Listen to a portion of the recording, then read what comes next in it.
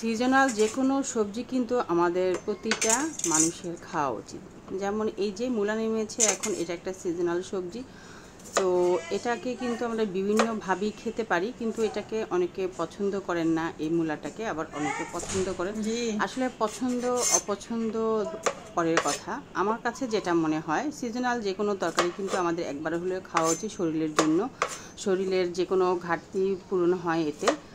তো আজকে মূলা দিয়ে একটি রেসিপি আপনাদের সাথে শেয়ার করব। সুপ্রিয় দর্শক, আসসালামু আলাইকুম। আজকের রেসিপি আশা করছি বরাবরের মতন আজকের রেসিপিটাও আপনাদের কাছে ভালো লাগবে। ভালো লাগলে অবশ্যই ভিডিওতে একটি মাত্র লাইক দিয়ে ভিডিওটি দেখে নেওয়ার অনুরোধ রইল। সেই সাথে আপনি আমার চ্যানেলে নতুন হয়ে থাকলে একটি সাবস্ক্রাইব করে পাশে থাকার অনুরোধ রইল নিত্য নতুন রেসিপিগুলো পাওয়ার জন্য।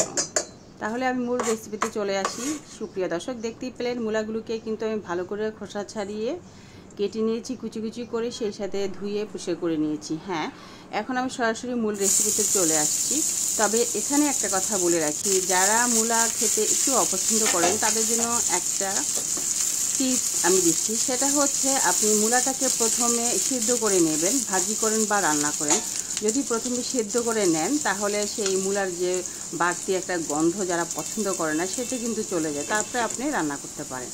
তো আমি দুইভাবেই রান্না করে থাকি, সেদ্ধ করে বাড়তি পানিটাও ফেলে দিই, আবার মাঝে মাঝে দেখা গেল এই যে আজকের মতো সরাসরি রান্না করে ফেলি, যেমনটা আজকে আমি আপনাদের সাথে শেয়ার করছি। তো প্রথমে এখানে পরিমাণ মতন 3 টেবিল চামচ তেল দিয়ে নিয়ে এখানে পেঁয়াজ কুচি দিয়ে নিয়েছি, সেই সাথে সামান্য হলুদ এবং দিয়েছি স্বাদ মতো লবণ দিয়ে কিন্তু এখানে কেটে রাখা মূলাগুলো দিয়ে নিলাম। সাথে আমি দুইটা ছোট ছোট আলু কুচি করে দিয়েছি। মূলার সাথে একটু আলু দিলে সেই রান্নাটা বা ভাজিটা খেতে কিন্তু বেশ লাগে। তো দিয়ে দিলাম, দিয়ে কিন্তু আমি কিছুক্ষণ এভাবে ভালো করে মিশিয়ে নিয়েছি। আর আপনারা নিশ্চয়ই খেয়াল করেছেন তরকারির সাথে কিছুটা পানি ছিল। হ্যাঁ, এই পানিটা থাকাটা জরুরি, তাতে কি হবে, সেদ্ধ হবে ভালো করে এবং নিচে কিন্তু লেগে যাবে না। তো দিয়ে কিন্তু আমি ঢেকে রেখেছিলাম 2-3 মিনিট এবং ফিরে আসলাম, ভালো করে নেড়ে দিচ্ছি। তো এইভাবে নেড়ে দিব, ভালো করে নেড়ে দিয়ে কিন্তু আমি আবারও ঢেকে রাখবো। এই ঢাকাতেই কিন্তু পুরোটা তরকারিটা ভালোভাবে সেদ্ধ হয়ে যাবে, এই জন্য আমি আবারও ঢেকে রাখবো। তো সুপ্রিয় দর্শক, যেটা আমি বলছিলাম আপনাদের সাথে, যে মূলা যারা পছন্দ করেন না, আপনারা যদি খেতে চান কিন্তু গন্ধের জন্য খেতে পারেন না, তো এটা অবলম্বন করতে পারেন যে মূলাগুলোকে আপনারা প্রথমে ভালো করে কেটে নিয়ে গরম পানি দিয়ে সেদ্ধ করে সেই পানিটা যদি আপনি ফেলে দেন তাহলে কিন্তু মূলা থেকে তেমন একটা গন্ধ থাকে না। তো দিয়ে দিলাম আমি এখানে কাঁচামরিচ, আমার টেস্ট অনুযায়ী আপনি আপনার টেস্ট অনুযায়ী কাঁচামরিচ দিয়ে নিতে পারেন কিংবা শুকনো মরিচ, তবে এখানে কাঁচামরিচটাই বেস্ট হয় ভাজির মধ্যে। তো দিয়ে কিন্তু আমি ঢেকে দিলাম। তো ফিরে আসবো 4 মিনিট পরে ফিরে আসলাম। তো ঢাকনা খুলে নিয়ে এখন ভালো করে নেড়ে চেড়ে দিব। আর নেড়ে চেড়ে দিয়ে এখানে আমি আরও একটা উপকরণ অ্যাড করব।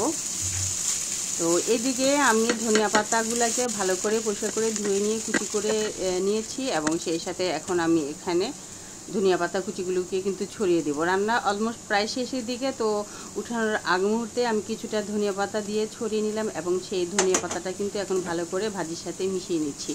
তো যারা পছন্দ করেন না ধনিয়া পাতাটা স্কিপ করতে পারেন। আমার মনে হয় বেশিরভাগ মানুষই ধনিয়া পাতাটা আমার মতো পছন্দ করে, যেমনটা আমি পছন্দ করি। তো এই জন্য দিয়ে নিলাম। তো দিয়ে ভালো করে কিন্তু এখন এই ভাজিটার সাথে মিশিয়ে নিচ্ছি ধনিয়া পাতাটা। তো মিশানো যখন হয়ে যাবে আমি নামিয়ে নিব এবং নামিয়ে নিয়ে একটি সার্ভিসিং ডিশে সার্ভ করে নেব। সুপ্রিয় দর্শক, আমার পরবর্তী রেসিপিগুলো পাওয়ার জন্য অবশ্যই কিন্তু আমার চ্যানেলে সাবস্ক্রাইবের পাশে থাকা অল একটা বাটন আছে, সেই অল বাটনে যদি আপনি ক্লিক দিয়ে রাখেন তাহলে কিন্তু এরকম পরবর্তী টিপস ও রেসিপিগুলো কিন্তু আপনার কাছে পৌঁছে যাবে সবার আগে, চাইলে কিন্তু আপনি দেখে নিতে পারবেন।